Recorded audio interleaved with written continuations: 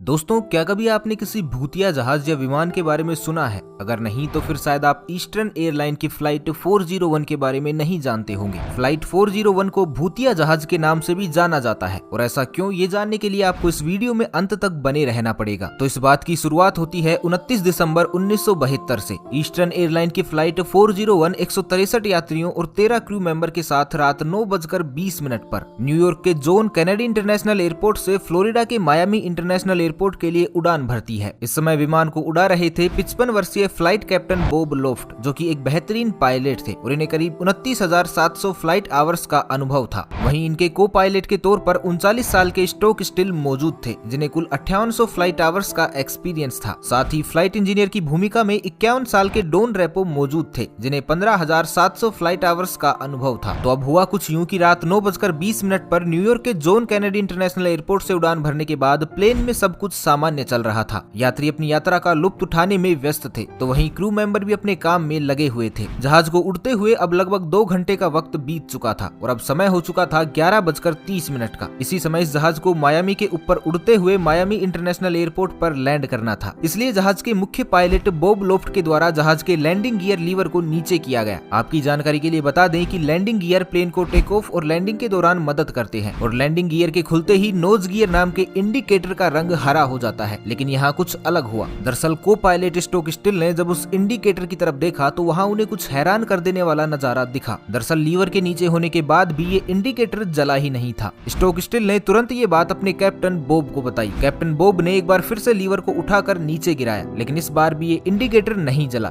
दोनों पायलट्स को समझ नहीं आ रहा था कि आखिर ये इंडिकेटर जल क्यों नहीं रहा है, और बिना इस इंडिकेटर के जले वो इस बात का अंदाजा भी नहीं लगा सकते थे कि प्लेन का लैंडिंग गियर खुला है कि नहीं। और अगर बिना लैंडिंग गियर के खुले प्लेन को लैंड करवाया जाता तो उसके एक बड़े हादसे का शिकार होना तय था। सो पायलट ने तुरंत एटीसी से संपर्क कर उन्हें इस बारे में बताया कि उनके जहाज का लैंडिंग गियर नहीं खुल रहा है। इसके बाद एटीसी ने पायलट को निर्देश दिया कि वो तुरंत अपने जहाज को 2000 फीट की ऊंचाई पर ले जाएं। इसके बाद कैप्टन बॉब जहाज को 2000 फीट की ऊंचाई पर लेकर गई, जहां पश्चिमी दिशा में बने दलदलों के ऊपर ये जहाज मंडराता रहा। इसके बाद कैप्टन बॉब ने को पायलट स्टोक स्टिल से कहा कि अब विमान को ऑटो पायलट मोड में डालकर छोड़ दो। ऑटो पायलट मोड पर डालने के 80 सेकंड बाद तक ये जहाज करीब 2000 फीट की ऊंचाई पर ही उड़ता रहा। इसके बाद flight engineer Don Repo cabin में आए तो कैप्टन बॉब ने उन्हें इस इंडिकेटर में आई खराबी को चेक करने के लिए कहा। फ्लाइट इंजीनियर रेपो ने इस पूरे इंडिकेटर सिस्टम को खोल दिया और इसे बारीकी से चेक किया, लेकिन सब चेक करने के बावजूद भी ये इंडिकेटर नहीं जला। इसके बाद उन्होंने उस बटन को दबाया जिससे प्लेन की सारी वार्निंग लाइट्स एक बार में ही जल जाती हैं, जिससे ये पता चलता है कि जहाज के सभी सिस्टम सही से काम कर रहे हैं या नहीं। लेकिन उस बटन को दबाने के बावजूद भी ये इंडिकेटर नहीं जला, जिसके बाद कैप्टन बॉब ने रेपो को आदेश दिया